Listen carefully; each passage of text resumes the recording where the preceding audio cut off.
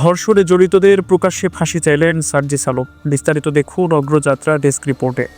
ধর্ষণে জড়িতদের প্রকাশ্যে ফাঁসি কার্যকরের দাবি জানিয়েছেন জাতীয় নাগরিক পার্টির উত্তরাঞ্চলের মুখ্য সংগঠক সার্জিস আলম। ২৬ এপ্রিল শনিবার রাতে ধর্ষণের শিকার লামিয়ার মৃত্যুর ঘটনায় গণমাধ্যমে দেয়া প্রতিক্রিয়ায় এ দাবি জানান তিনি।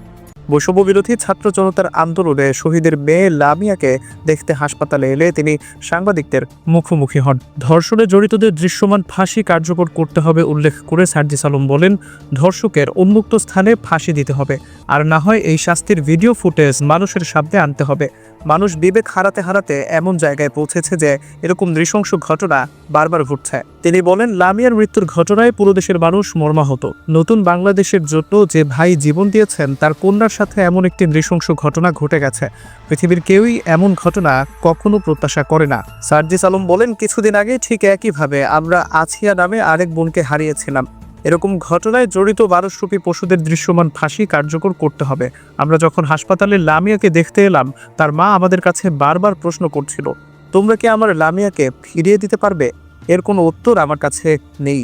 অন্তর্বর্তীকালীন সরকার বা এরপর যারা সরকারে আসবেন তাদের কাছে আমরা চাইব ধর্ষকের প্রকাশ্যে মৃত্যুদণ্ডের ব্যবস্থা করতে হবে, কারণ এমন অনেক জায়গা আছে যেখানে সুশীলতা দেখিয়ে লাভ নেই। একটা সময় ছিল যখন বাংলাদেশে প্রচুর অ্যাসিড নিক্ষেপের ঘটনা ঘটত। যখন এর শাস্তি মৃত্যুদণ্ড করা হলো তখন অ্যাসিড নিক্ষেপের ঘটনা অনেক কমে এলো। এমন কিছু মানুষ আছে যারা যেরকম ডিজার্ভ করে তাদের বিরুদ্ধে সেরকম অ্যাকশন নিতে হবে।